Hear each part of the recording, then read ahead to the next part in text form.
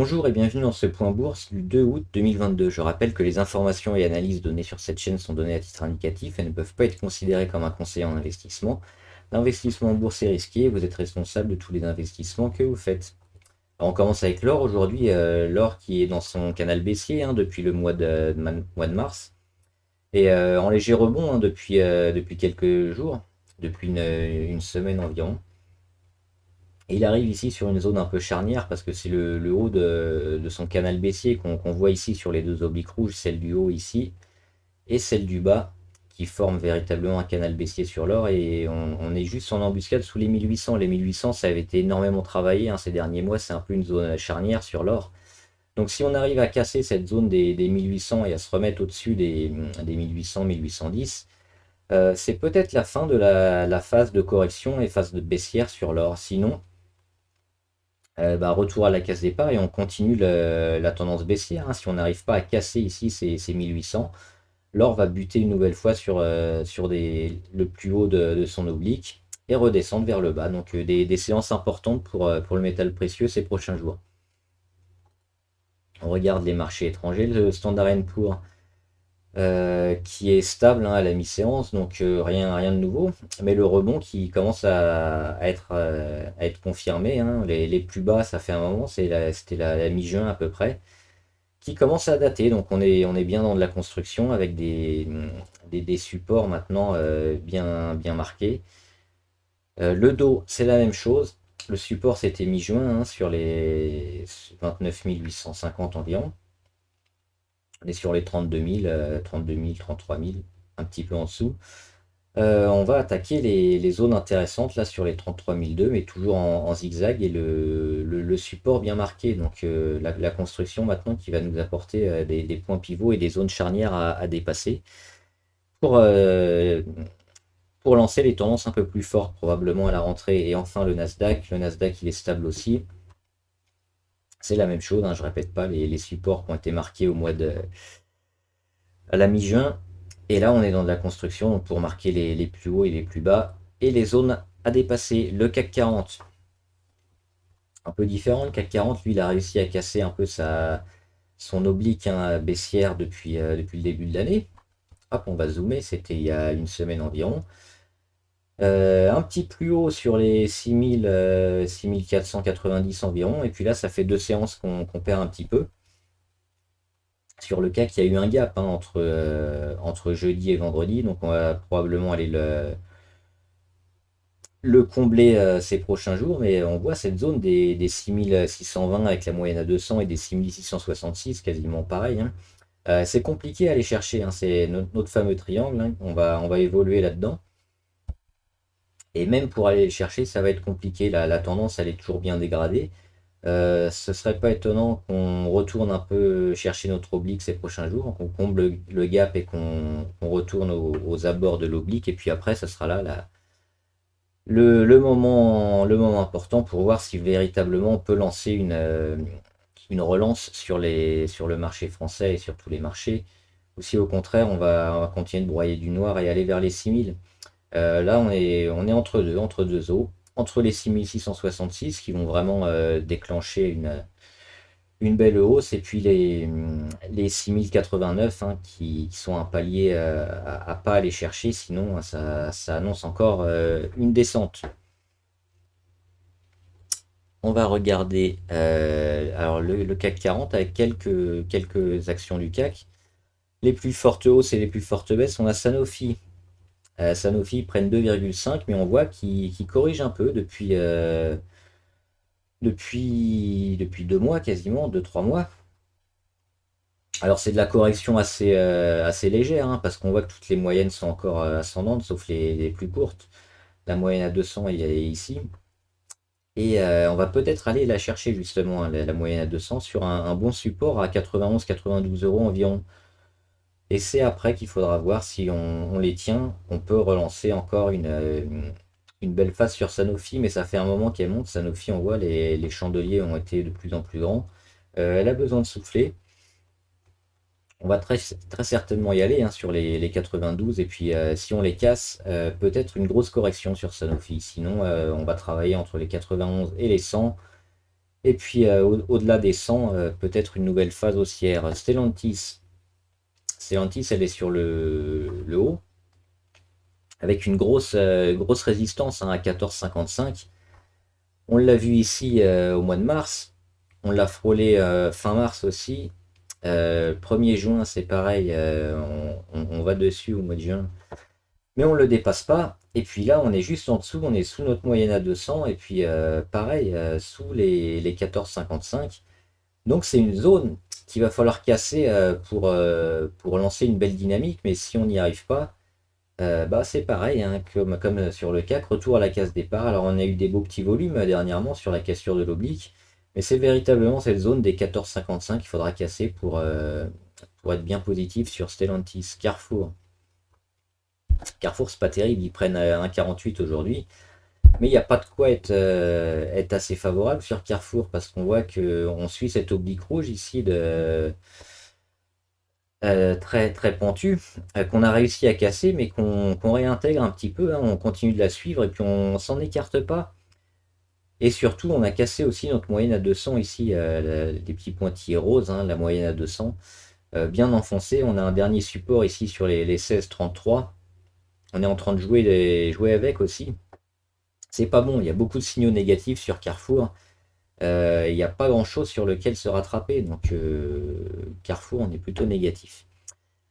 Et enfin, Saint-Gobain, alors Saint-Gobain qui prennent 2%. Et à contrario, hein, on est plutôt positif aussi sur Saint-Gobain parce qu'elle suit son oblique ici, son rebond. Alors pareil, toujours dans sa tendance dégradée, hein, Saint-Gobain, mais on l'avait pris ici, je crois, sur les 40-41. Et puis on suit ici cette oblique pour véritablement nous donner le signal de fin de rebond sur Saint-Gobain. Pour l'instant, c'est pas le cas, hein, tant qu'on casse pas les 43 environ. 43 un petit peu en dessous.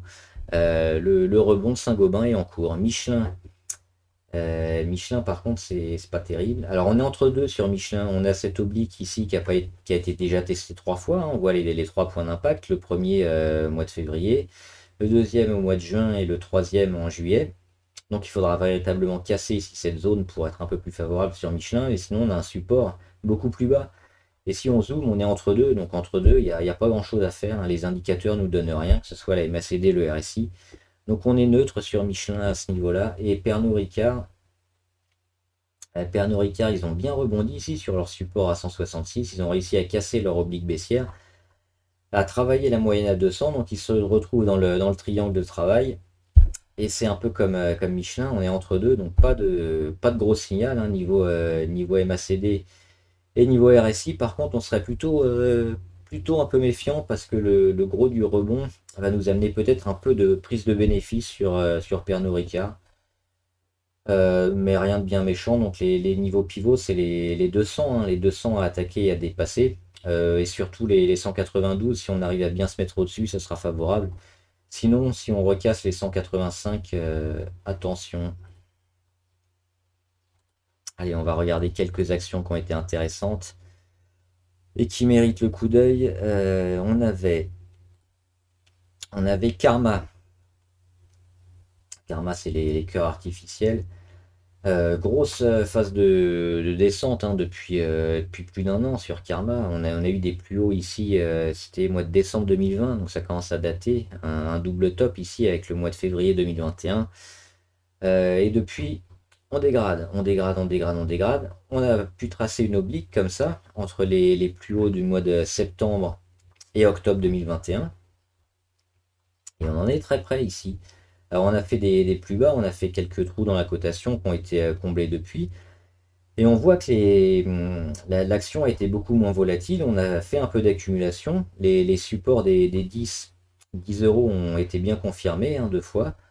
Et là, on a une petite phase d'accumulation et puis de montée. Et puis on a testé, on est sorti hier, hein. Avec cette mèche, on voit, on est monté à 12,80 quasiment, au-dessus de notre oblique. Donc Karma, ça peut se jouer parce qu'on est en train d'accumuler ici, prêt à casser. Donc à surveiller ces prochains jours. Il nous manque juste un peu de volume sur Karma, parce que là on n'a que 29 000 titres échangés, c'est pas assez pour une action à 12 euros. Il nous manque ça. Katana Group, je crois que j'en avais déjà parlé. On est pas mal sur Katana parce on a réussi à repasser au-dessus de la moyenne à 200 aussi. Et au-dessus de cette petite oblique ici en rouge. On a déjà cassé hein, l'oblique de fin de correction court terme. Donc plutôt favorable hein, sur Katana, parce que si on dézoome, on voit que c'est une action qui est très intéressante, qui ne fait que monter, qui a toutes ses moyennes les plus longues ascendantes, et qui les a cassées une première fois à la baisse et une deuxième fois à la hausse, donc assez favorable sur Katana pour une continuation de la tendance haussière. Dassault Aviation. Dassault, ils sont pas mal, parce qu'on a vu une correction hein, qu'on avait déjà annoncé ces dernières semaines. Ici, avec le plus haut à 165, qui est une véritable résistance un peu trop compliquée pour l'instant sur Dassault. Donc correction à suivre. Et la correction terminée sur les 134. On avait déjà ici une première alerte. Hein. On a testé les 134. On est reparti pour confirmer le canal baissier sur Dassault. Et puis une nouvelle fois 134. Une troisième fois, une quatrième fois. Et là, on casse. Donc là, on avait un signal d'achat ici, le 29 juillet, avec ces multiples achats sur les 134. Cassage de l'oblique baissière court terme. Et depuis, ça monte. Donc, on peut prendre position sur Dassault Aviation. On va regarder les autres unités de temps. C'est assez intéressant. En semaine aussi, pareil, on voit pas mal de mèches basses hein, sur les 134. Donc, c'est bien racheté hein, dans une unité de temps supérieure. On est assez favorable aussi. Et en mensuel, c'est pareil, hein, on est ici en mensuel, on a rendu un petit peu, mais on est toujours dans une tendance plutôt largement favorable hein, sur Dassault Aviation.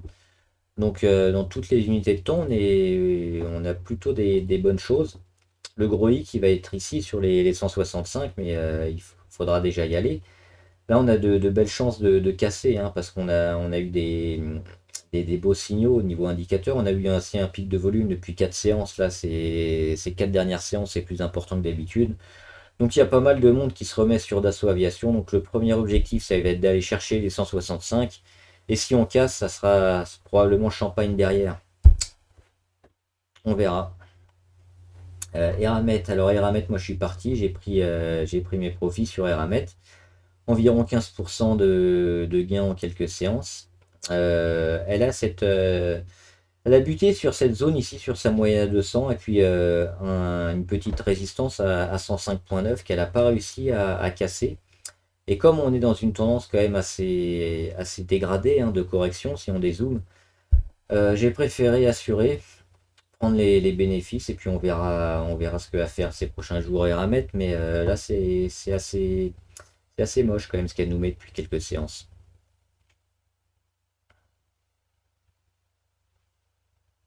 Meta Platform, c'est Facebook. Les 154.2, hein, ils sont achetés en permanence, donc c'est un support intéressant qu'on peut acheter, on peut même acheter un peu au-delà. Et c'est véritablement les 154 ou un peu en dessous, hein, se mettre à 153, 152, 151, enfin une zone à peu près dans ces niveaux-là, pour partir si ça va pas. Mais sinon, là on a épuisé un peu tous les vendeurs.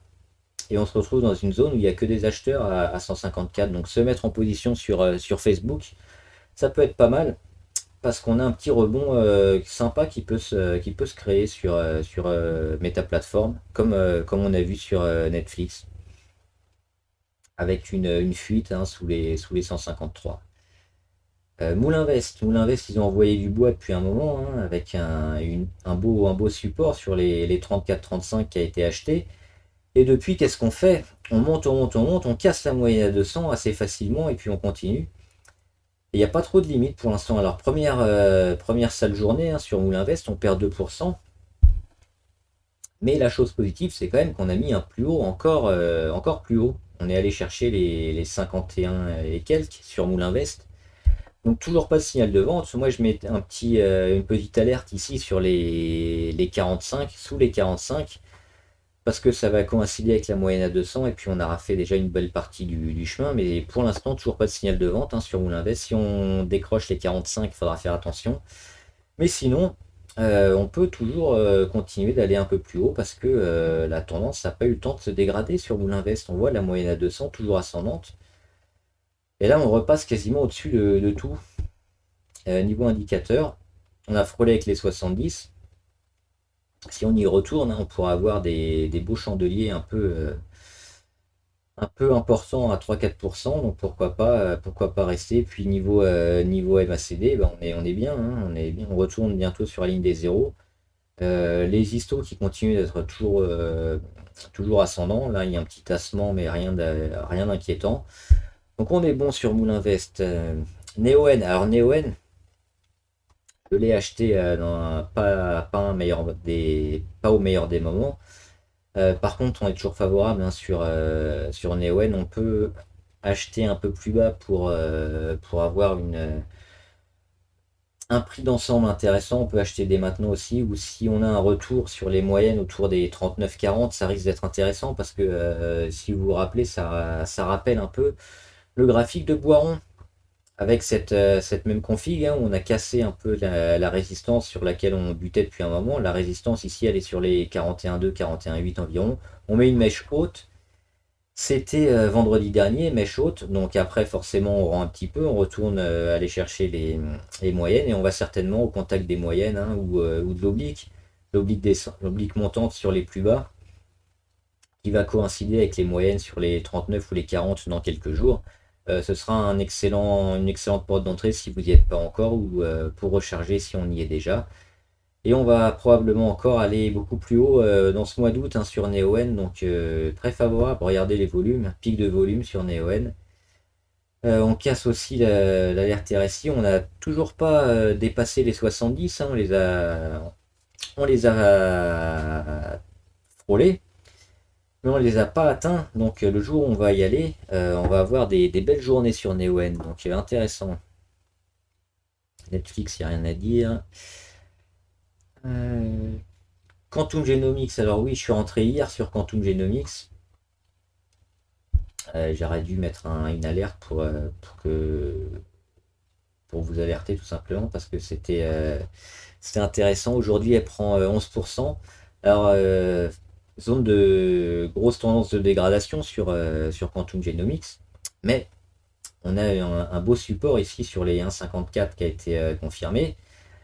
On a cette oblique baissière ici entre les plus hauts de août 2021 et janvier 2022 qu'on a réussi à casser. C'était hier justement le 1er août, donc c'était un signal d'achat avec des volumes qui ont été beaucoup plus importants que les séances précédentes, les volumes qui ont été confirmés aujourd'hui.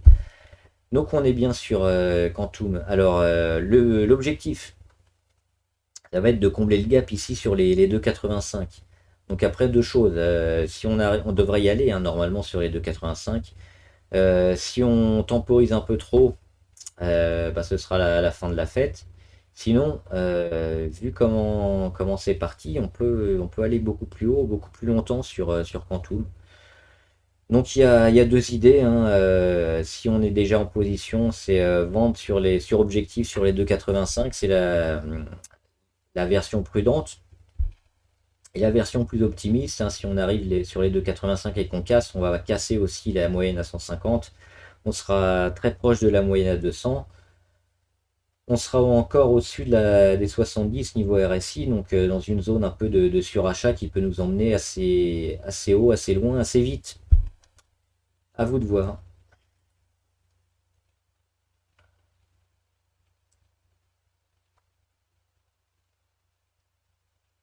Vertical Aerospace qui est en train de tasser un petit peu son cours, hein. C'est plus haut, on les a pas atteints depuis un moment. Les plus bas, pareil. Il y a une petite phase de congestion qui est en train de se... C'est pas ça. Petite phase de congestion qui est en train de se mettre en place sur Vertical Aerospace. On surveille, mais on est toujours bon, hein, à moyen et long terme. C'est le genre de config qui s'achète. À court terme, on surveille les zones pivot ici sur les 7,40 et surtout sur les 6,70 et les 6,27.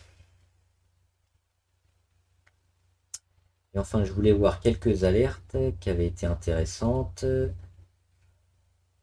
Plastic Omnium, on en a déjà parlé, ils sont pas loin d'un retournement Plastic Omnium, donc ça va se surveiller. Et puis le jour où on va attaquer les 19, ce sera véritablement le signal pour un retournement sur Plastic Omnium. Donc là, c'est un peu en anticipation, mais pourquoi pas? Parce que elle donne de belles choses dernièrement.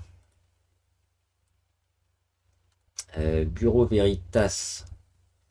C'est les 27 qu'il faut dépasser, mais pareil, hein, elle donne des signaux intéressants. Bureau Veritas avec un support. Alors il est en dessous parce il y a eu des dividendes, donc ça m'a tout décalé un peu sur les 22. Donc un support autour des 22,8. On a cassé l'oblique baissière. Et donc il faudra casser les 27 pour véritablement acter le retournement. Mais là on est au-dessus de tout. A priori, le retournement il est quasiment acté sur Bureau Veritas. Donc confirmation au-delà des 27 euros. Tu le groupe AB Tupi, un noir à longe. On a cassé l'oblique descendante, on a confirmé un petit support à 12,2. Mais après on est retourné, hein, sous les 14,3. Les choses positives, c'est les pics de volume énormes, hein, qui attirent l'attention forcément. Mais on n'arrive pas à le confirmer dans le temps, donc on va attendre, on va oublier un peu tu le groupe, mais on va le surveiller quand même, on va le rajouter, hein. Mais pour l'instant, c'est encore trop tôt. Et enfin, ah oui, j'avais Imeris aussi. Imeris, ils ont cassé leur oblique naissante ici. Donc pareil, hein, on a une petite zone sur les 35 à aller chercher pour véritablement acter un retournement. On n'a pas assez de volume là sur Imeris, mais ça se surveille. Ça se surveille. Et enfin, on va finir avec Groupe Gorgé.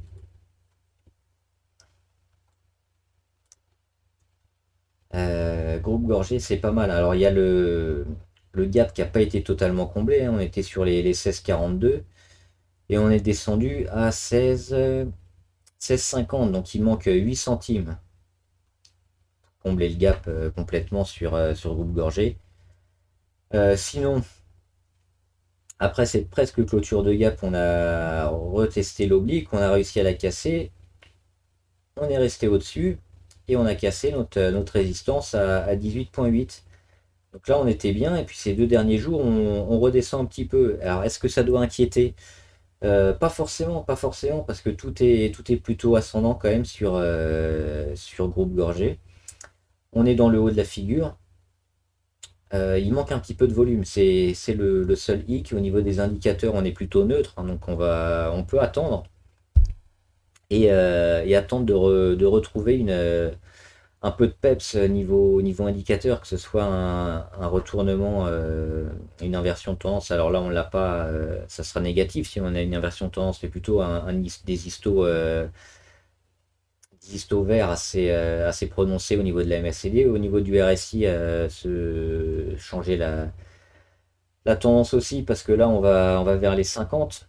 Donc on est dans une phase un peu de questionnement sur Groupe Gorgé, mais plutôt favorable. Donc quand on va recasser les 19, ce sera intéressant de se replacer. On est plutôt favorable sur ce genre de titre. Voilà, j'espère que la vidéo vous a aidé. Si c'est le cas, n'hésitez pas à vous abonner pour ne rater aucune vidéo.